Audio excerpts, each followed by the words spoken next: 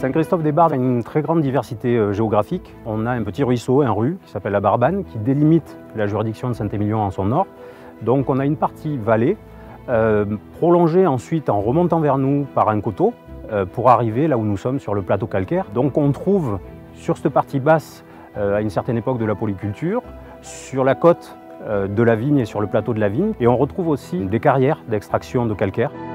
La chance que l'on a, c'est justement ce plateau calcaire qui fait la réputation de nos vins. Ce plateau calcaire a été utilisé pour de l'extraction de pierre, qui a servi ensuite à la construction de villages comme Saint-Émilion, Saint-Christophe. Et les qualités de ce sol ont fait que très tôt, on s'est rendu compte que la vigne poussait bien et donnait du raisin de très bonne qualité.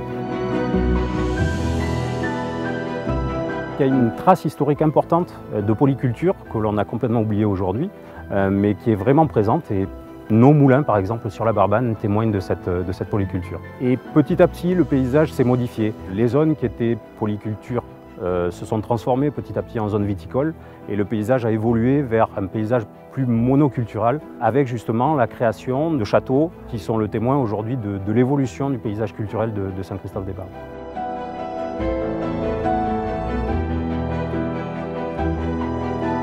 Il y a aussi un attachement des populations locales. Ces familles sont attachées depuis très longtemps au petit patrimoine culturel. On peut parler des anciennes cabanes de vigne, on peut parler des croix. On voit que ces familles sont très attachées à ce petit patrimoine et il y a un embellissement, une rénovation, des réfections qui ont été faites. On a sur Saint-Christophe-des-Bardes un vieux four à pain qui a été rénové. Donc il y a un attachement à ce petit patrimoine qui est important et qui concourt à la diversité de notre paysage. Il y a de belles demeures, il y a de beaux châteaux, mais il y a aussi un petit patrimoine qui est très important culturellement pour nous.